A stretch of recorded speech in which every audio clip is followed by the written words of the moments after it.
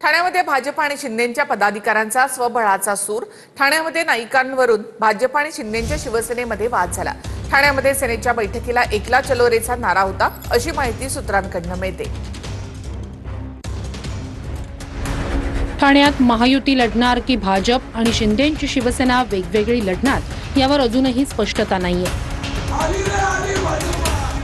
ठाण्यात बुधवारी शिंदेच्या शिवसेनेची आणि गुरुवारी भाजपची बैठक झाली। शिवसेनेच्या बैठकीत आणि भाजपच्या बैठकीत पदाधिकाऱ्यांनी स्वबळावर लढण्याचा आग्रह केलाय।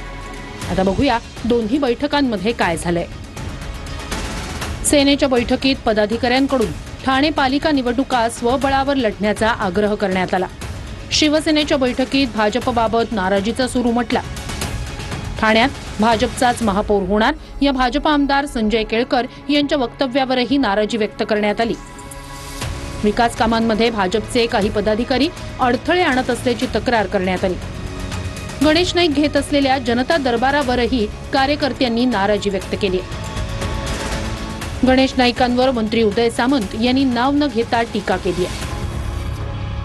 काही लोकांनी भानावर येऊन आपलं पद, आपलं मंत्रीपद, आपलं पद हे शिंदे साहेबांच्या उंचीचं आहे का की देवेंद्रजींच्या उंचीचं आहे की अजितदादांच्या उंचीचं आहे, हे स्वतःचं आत्मपरीक्षण आणि आत्मचिंतन केलं पाहिजे। उंची बिंची योग्य वेळेला आम्ही त्याला काय उत्तर द्यायचं ते निश्चितपणे देऊ।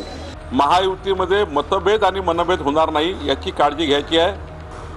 कोणत्याही नेत्यांनी महायुतीबद्दल कुठलंही स्टेटमेंट करू नये। कार्यकर्त्यांची भावना व्यक्त केली तशी इतर जे आमचे महायुतीतले पक्ष आहेत ते त्यांची कार्यकर्त्यांची भावना व्यक्त करतात, पण अंतिम निर्णय आम्ही घेऊ आणि स्थानिक स्वराज्य संस्थांमध्ये या ठिकाणी महायुतीचा भगवा डौलाने फडकेल।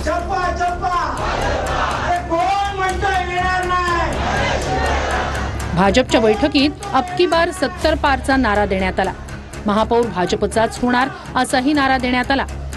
आमदार संजय केळकर, आमदार निरंजन डावखरे, शहर अध्यक्ष संदीप लेले यांच्या बैठकीत स्वबळाचा सूर होता। यावेळी चप्पा चप्पा भाजपा अशी घोषणाबाजी कार्यकर्त्यांनी बैठकीत केली। आपापल्या प्रभागात तयारीला लागा असं सांगितल्याचं सूत्रांकडून कळतंय। महायुतीत एकत्र असलो तरी ही लढाई मैत्रीपूर्वक लढायची आहे असंही सांगितलं गेल्याचं सूत्रांकडून कळतंय। जवळपास आमच्याकडे आता 350च्या वर अर्ज, आम्ही त्याला काही फी लावलेली नाहीये किंवा त्याला उमेदवारी अर्ज असंही नाव दिलेलं नाही। आम्ही जे कार्यकर्ते आहेत ज्यांना निवडणूक लढायची इच्छा आहे त्या कार्यकर्त्यांचं परिचय पत्र भरून घेतो।